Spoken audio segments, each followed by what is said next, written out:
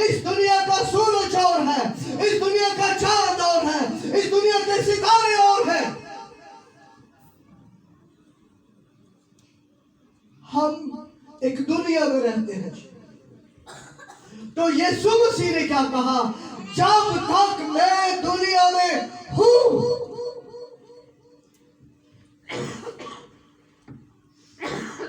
दुनिया का क्या हूं, दुनिया का क्या हूं। तो जब यीशु मसीह ने ये कहा कि मैं तुम्हारे बीच हूं, तो क्या यीशु हमारे दरमियान नहीं है?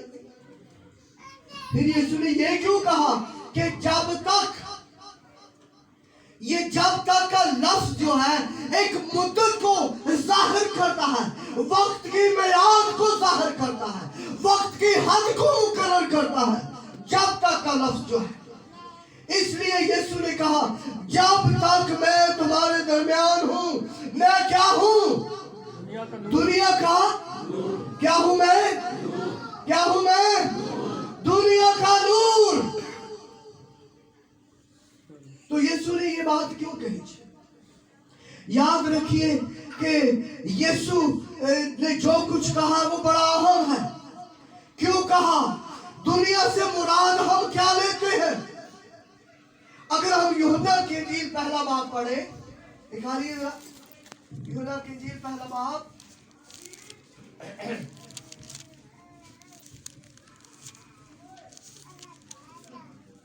दसवीं, वो दुनिया में था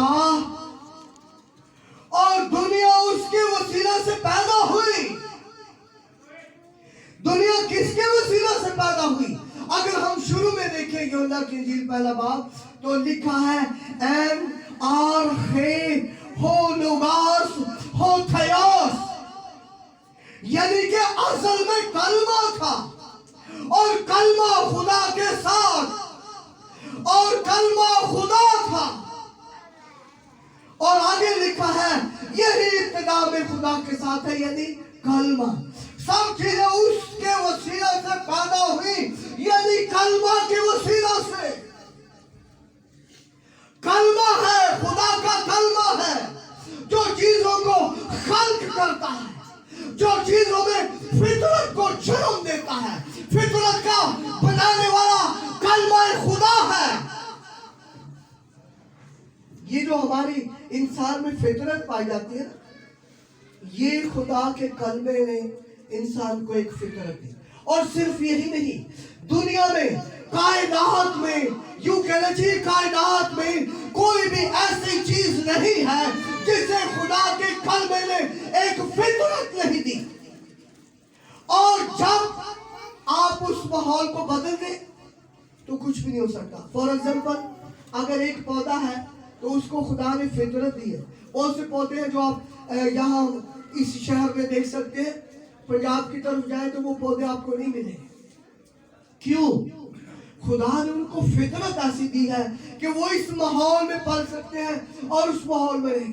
और कई दरख्त तो वहां पाए जाते हैं, लेकिन वो जैसे उनको यहाँ लाकर लगाओ वो नहीं। कई पौधों को धूप चाहिए और कई धूप चाहिए, और कई पौधे धूप में रखोगे तो जल जाएंगे। ये खुदा ने अपने कलमा के वसीला से हर एक चीज को फितरत दी। सो खुदा का कलमा खालिक है, कलमा खालिक है। और हम देखें यूहन्ना की इंजील पहला बाब और 14 है, तो यहां लिखा है और कलमा मुजस्सम हुआ। कौन मुजस्सम हुआ? कौन मुजस्सम हुआ? कलमा मुजस्सम हुआ। खुदा मुजस्सम नहीं हुआ, खुदा का कलमा मुजस्सम हुआ। और अभी थोड़ी देर पहले खुदा के कलमे के मुजस्सम होने की हमने एक ईद मनाई है। और ये मुजस्सम होना है क्या चीज? किसको कहते हैं मुजस्सम होना? हाँ, खुदा का कलमा है, और वो कलमा ना तो दिखाई देता है, ना पकड़ा जा सकता है, ना उसको छुआ जा सकता है, लेकिन क्या है? उस कलमे ने जिस्म लिया। इंसान का जिस्म लिया। किसी बाज़ दफा कई जगह पर एक हिंदू एक लफ्ज इस्तेमाल करते हैं, उतार। वो खुदा का उतार है जी। हाथी में खुदा का उतार आ गया, बंदर में खुदा का उतार आ गया, इसलिए हम बंदर की भी पूजा करते हैं, इसलिए हम हाथी की भी पूजा करते हैं। तो ये खुदा के कलमे का उतार नहीं है, बल्कि खुदा का कलमा खुद है। और खुदा के कलमे ने इंसानी जिस्म को पहन लिया। ये है मुजस्सम होना। उतार का नाम मुजस्सम नहीं है।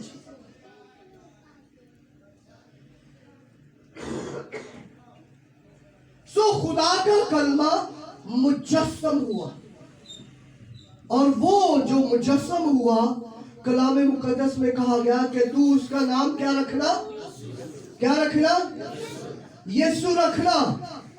क्यों क्यों यीशु रखना?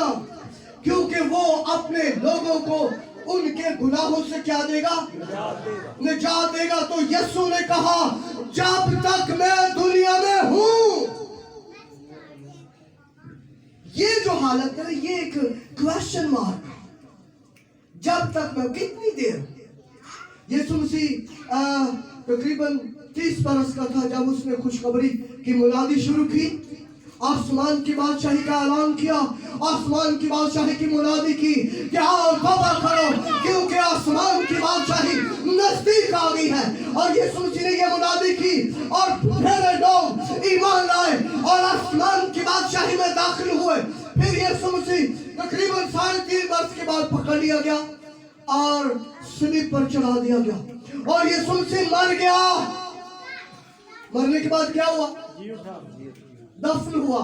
मरने के बाद क्या हुआ? मरने के बाद क्या हुआ? दफन हुआ। और दफन होने के तीसरे दिन यीशु मसीह जी उठा। Hallelujah, hallelujah. सो ये जो मुद्दत है, जिस मुद्दत में खुदा के कलमे ने जिस्म को पहना और जिस्म को लेकर सलीब तक गया और जिस्म को लेकर इंसान की सारी आराइशें, इंसान के सारे गुनाह, इंसान की सारी नाफरमानियां, इंसान की सारी बदियां, इंसान के सारे गम, इंसान के सारे दुख यीशु मसीह पर गए और वो सब कुछ लेकर सलीब पर चढ़ गया और सबका बरबला तमाशा बना दिया। अब ये हमारे ऊपर नहीं है। जो कोई ये ईमान लाता है कि यीशु मसीह मेरा कुफारा है, यीशु मसीह मेरी निजात है, यीशु मसीह के बगैर मैं निजात नहीं पा सकता, मैं अपने गुनाहों का इकरार करता हूँ और तौबा करता हूँ और पानी का बपतिस्मा लेकर मसीह यीशु की मौत में शामिल हो जाता है, उसके ऊपर गुनाह नहीं है। वो गुनाह से आजाद हुए। तो यीशु मसीह ने कहा जब तक मैं दुनिया में हूं, मैं दुनिया का नूर हूं। याद रखिए कि यीशु मसीह की शख्सियत हम आम इंसानों से मुख्तलिफ है। यीशु मसीह की शख्सियत हम आम इंसानों से थोड़ी सी मुख्तलिफ है, क्योंकि इंसानों में इंसानी रूह जो खल्क की गई, जो कलमे में खल्क हुई, वो है। हम इंसानों के अंदर इंसानी रूह पाई जाती है जो फना के कब्जे में है। गुनाह के बाइस फना के कब्जे में चली गई, गुनाह के बाइस मौत हमारे ऊपर आई। लेकिन यीशु मसीह में हमारी इंसानी रूह नहीं। यीशु मसीह में खुदा का कलमा मुजस्सम हुआ, खुदा का कलमा है, खुदा का कलमा है। वो इंसानी रूह मखलूक रूह नहीं है, वो खुदा का कलमा मुजस्सम हुआ जिसके वसीला से सारी कायनात और लिखा कोई भी चीज उसके बगैर पैदा नहीं हुई, खल्क नहीं हुई। कलमे में सब कुछ खल्क किया गया है। यूहन्ना की इंजील से मैंने रेफरेंस दिया आपको, अगर आप और देखना चाहते हैं तो देख सकते हैं।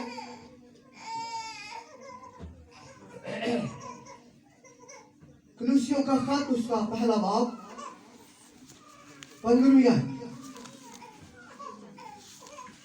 यहां भी खुदा के बंदा ने, वहां यूहन्ना रसूल ने इस भेद को बयान किया और यहाँ मुकद्दस पौलुस रसूल ने इस भेद को बयान किया। पहले बाब की 15वीं आयत, वो अनदेखे खुदा की सूरत और तमाम मखलूकात से पहले मौजूद है। तमाम मखलूकात से पहले मौजूद है।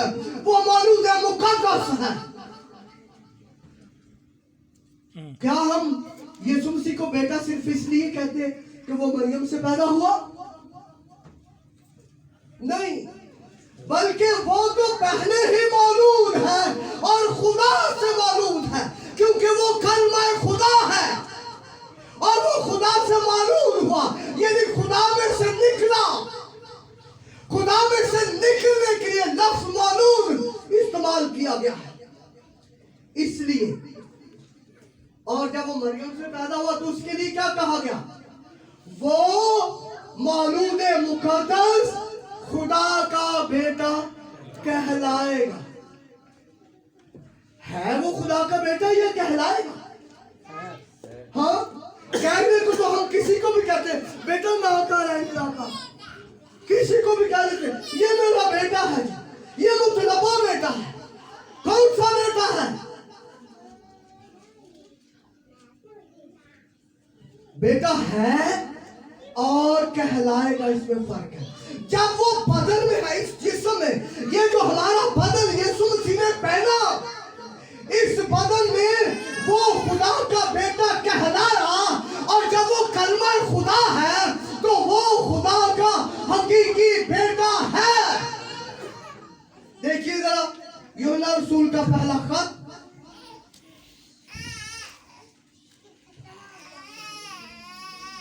का 5वां बाब और 20वीं आयत। और ये भी जानते हैं कि खुदा का बेटा आ गया है और उसने हमें समझ बख्शी ताकि उसको जो हकीकी है जाने। खुदा का बेटा दुनिया में आ गया है और खुदा ने हमें समझ बख्शी है कि उसको जो हकीकी है, कौन है? हकीकी बेटा। मुतलबा बेटे में और हकीकी बेटे में फर्क है। और इसके लिए यूनानी लफ्ज टेक्नोन लिखा गया है। तो हकीकी बेटा है जो तमाम मखलूकात से पहले मरियम के बतले अतहर से या तमाम मखलूकात अभी वजूद में नहीं आई, तो बेटा उस वक्त खुदा से मौलूद हुआ। मौलूद होने का मतलब होता है जो अंदर है और फिर वो पैदा हो जाए, बाहर आ जाए। जैसे जब हम देखते हैं खुदा ने जो एक कानून ठहराया कि माँ की शिकम में औलाद जो है वो परवरिश पाती रहती है 9 माह 10 माह 8 माह, तो उसके बाद जब वक्त आ जाता है तो वो बेटा पैदा या बेटी पैदा हो जाती है। तो अगर शिकम में कुछ हो ही ना तो क्या पैदा होगा? इसलिए किताब में लिखा है कि पैदा क्या हुआ? हवा? हाँ नहीं, खुदा का बेटा जो तमाम मखलूकात से पहले मौजूद है, तमाम मखलूकात से पहले मौजूद है। और आगे क्या लिखा है?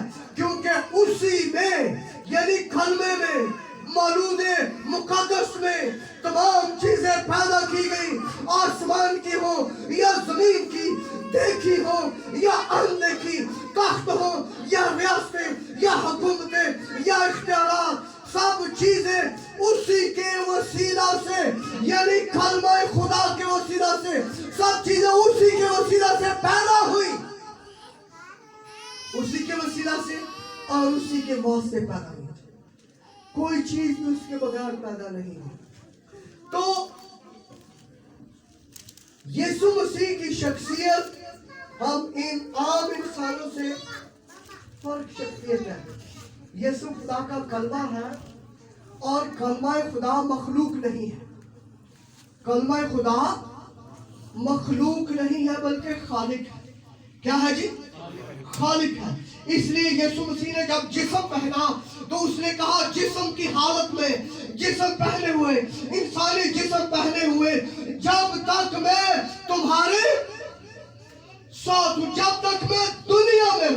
मैं दुनिया का क्या हूं? नूर हूं। अभी कलमे में क्या चीज है? कलमे में जिंदगी है। इसका मतलब क्या है? अगर नूर आदमियों की जिंदगियों में नहीं है तो इंसानों की जिंदगी में तारीकी है। अगर नूर इंसानी जिंदगी में नहीं, गोया अगर यीशु मसीह किसी जिंदगी में नहीं है तो उस शख्स की जिंदगी तारीकी है। यीशु मसीह ने क्या कहा? जब तक मैं दुनिया में। तो इसका मतलब यह है कि अगर यीशु मसीह मेरी और आपकी जिंदगी में नहीं है तो हम तारीकी में। तारीकी का थोड़ा सा बता दूं आपको कि तारीकी क्या चीज है। तारीकी के लिए यूनानी लफ्ज स्कोटिया इस्तेमाल किया गया है। और तारीकी, ये जो स्कोटिया लफ्ज है, ये ऐसा जाहिर करता है कि शैतान का एक जो निजाम है, जो नूर खुदा की मुखालफत है, वो उस निजाम को के लिए जो लफ्ज इस्तेमाल वो स्कोटिया है, यानी तारीकी। तारीकी है। अभी तारीकी को हम दो तरह से देख सकते हैं। तारीकी को हम दो तरह से देख सकते हैं। तारीकी क्या है? एक तो हम देखते हैं कि सुबह अभी सूरज निकला हुआ, अभी दिन है, चाहे हम अंदर बैठे हुए हैं फिर भी हमें बल्बों की शायद जरूरत कम पड़े और हम सूरज की रोशनी से फायदा उठा लेते हैं। ये कब होता है? दिन के वक्त। और ये सूरज गर्दिश करेगा और एक सर्कल लेगा, या हमारी जमीन गर्दिश करेगी और इस तरफ आ जाएगी, तो उस वक्त एक अंधेरा छा जाएगा, एक तारीकी छा जाएगी। तो उसको हम क्या कहते हैं? वो जो अंधेरा हो जाता है उसको हम क्या कहते हैं? तारीकी। यानी जब रोशनी ना रहे तो उसको क्या कहते हैं? तारीकी। बहुत सारे लोग जब तारीकी की डेफिनेशन पेश करते हैं वो कहते हैं जहां रोशनी नहीं है वहां तारीकी है। ठीक है, यानी आप रोशनी को उस तरफ ले जाए, रोशनी किसी जगह को क्रॉस ना कर सकती हो तो वहां तारीकी हो जाएगी।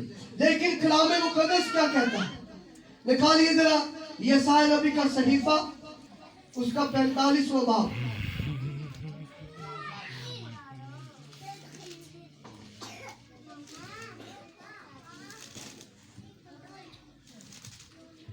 पैंतालीसवां बाब और उसकी 7वीं आयत।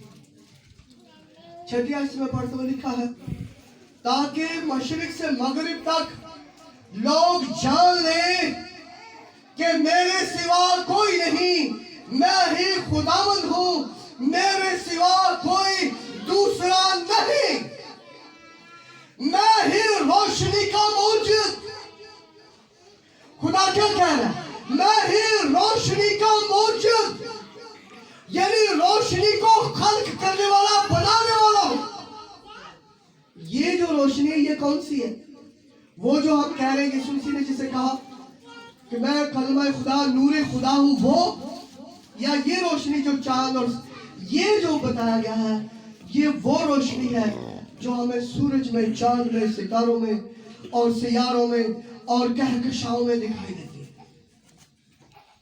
और एक हमें वहां एक ब्लैक होल नजर आता है, और कोई कहकशाएं जब ब्लैक होल में चली जाती है उनकी रोशनी खत्म हो जाती है, वो रोशन नहीं रहती बल्कि वो भी ब्लैक होल का हिस्सा बन जाती है। तो फिर ये खुदा कह रहा है मैं रोशनी का मौजूद हूं। और आगे क्या लिखा है? मैं ही रोशनी का मौजूद और तारीकी का क्या हूं? खालिक। तारीकी को खल्क करने वाला मैं हूं।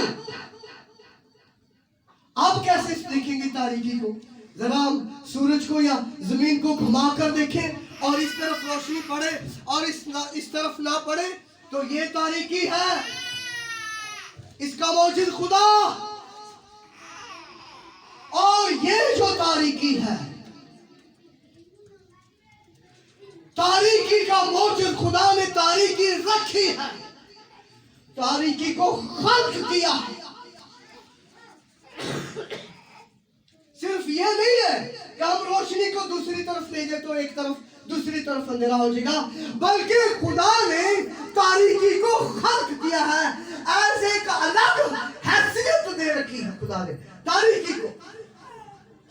इसलिए यीशु मसीह ने क्या कहा है, यीशु मसीह ने तारीकी का लफ्ज़ इस्तेमाल किया, और तारीकी के लिए जो यूनानी लफ्ज़ स्कोटिया है, इसका मतलब है तारीकी एक शैतानी निज़ाम है जो नूर की मुखालफत है। और हमने दो तरह से तारीकी को देखा, एक के तो ये कि जब जमीन घूमती है सूरज दूसरी तरफ चला जाता है तो एक दूसरी तरफ तारीकी आ जाती है, और एक ये है कि खुदा ने तारीकी को खल्क किया है, जो सूरज की रोशनी दूर जाने के वसीला से नहीं है, जो एक और तरह से, जो एक सनद की तरह से। लेकिन आज हमें क्या करना चाहिए? हकीकी नूर। आइए जरा यूहन्ना की इंजील को पढ़े, पहला यूहन्ना का खत उसका दूसरा बाब। आज हमें क्या करना चाहिए? पहला यूहन्ना का खत उसका दूसरा बाब और 8वीं आयत मुकद्दसा।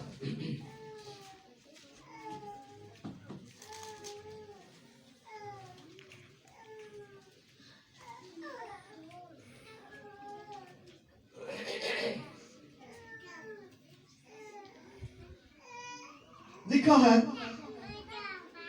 7वें आयत से, अजीजों मैं तुम्हें कोई नया हुक्म नहीं लिखता, बल्कि वही पुराना हुक्म जो शुरू से तुम्हें मिला है।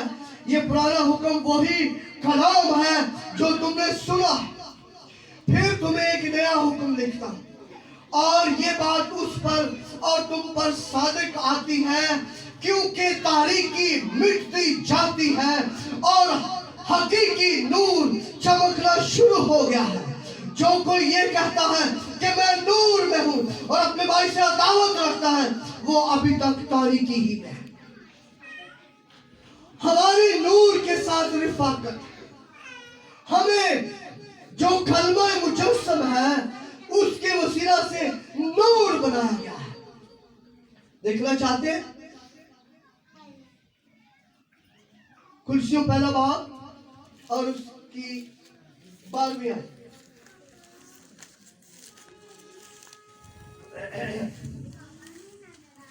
लिखा, उसी ने हमको तारीकी के कब्जे से छुड़ाकर अपने अजीज बेटे की बादशाही में दाखिल किया। बल्कि थोड़ी सी ऊपर पढ़ते हैं 12वें, और बाप का शुक्र करते रहो जिसने हमको इस लायक किया कि नूर में, किसमें?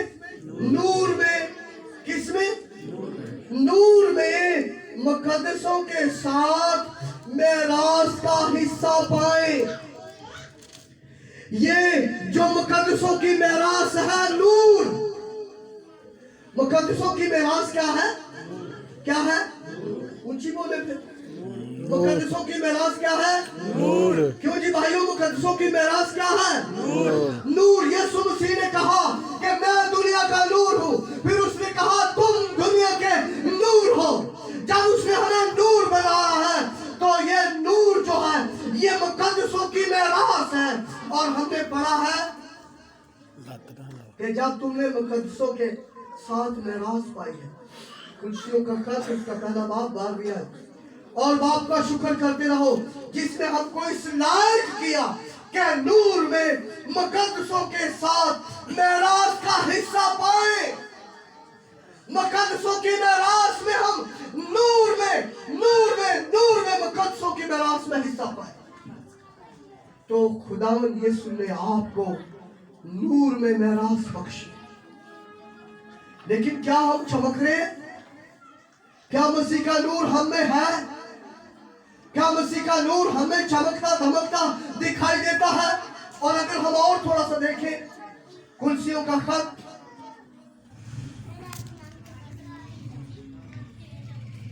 उसका 5वां बाब और उसकी 7वीं आयत, बस उनके कामों में शरीक ना हो क्योंकि तुम पहले तारीकी थे। आप सब और मैं पहले तारीकी थे, लेकिन अब हमारी हालत बदल चुकी है। अब हमारी मेरास कुछ और है। मगर अब खुदावन में नूर हो, बस नूर के फर्जंदों की तरह चलो। पहले तारीकी थे लेकिन अब तारीकी नहीं, अब हम नूर हैं। हमें अब कैसे चलना है? नूर के फर्जंदों की तरह। कैसे चलना? कैसे चलना जी? हमें नूर के फर्जंद कैसे चलते हैं? नूर के फर्जंदों में और जिस्मानी फर्जंदों में फर्क है। हमें नूर के फर्जंदों की तरह से चलना है, नूर के फर्जंदों की तरह रोशन रहना है, नूर के फर्जंदों की तरह से बढ़ना है। क्योंकि क्या लिखा है दूसरे ग्रंथियों का खत उसके 4 बाब 4 लिखा है, इस जहान के खुदा ने उनकी आंखों को अंधा कर दिया है। गोया तारीकी है आंखों में तारीकी, दिल में तारीकी, लेकिन खुदावंद यीशु मसीह ने तारीकी को निकाल फेंका है। पहले तारीकी थे मगर अब तारीकी नहीं रहे, बल्कि नूर में चले। क्योंकि हम नूर के फर्जंद हैं। हम नूर के क्या है? फर्जंद है। तो हमें नूर के फर्जंदों की तरह से चलना है। क्योंकि लिखा है इसलिए कि नूर का फल हर तरह की नेकी और रास्तबाजी और सच्चाई है। और तजर्बे से मालूम करते रहो कि खुदा को क्या पसंद है। तारीकी के बेफल कामों में शरीक ना हो, बल्कि उन पर मलामत ही किया करो। क्योंकि उनके पोशीदा कामों का जिक्र करना भी शर्म की बात है। जिन चीजों पर मलामत होती है वो सब नूर से जाहिर होती है। जिन चीजों पर मलामत होती है, जब नूर आता है, नूर चमकता है, तो वो जाहिर हो जाती है। इसलिए मत सोचिए कि आपकी जिंदगी में कोई चीज छुपी हुई है, आपकी जिंदगी में कोई तारीख गोशा है तो आज यीशु को वहां ले चलिए। आपकी जिंदगी में अगर कोई तारीख जगह है तो यीशु को वहां ले जाइए, ताकि यीशु का नूर वहां चमके और वो तारीख घोषे यीशु मसीह के जलाली और जलाली नूर से मुनव्वर हो जाए और आपका हर एक अंग रोशन हो जाए।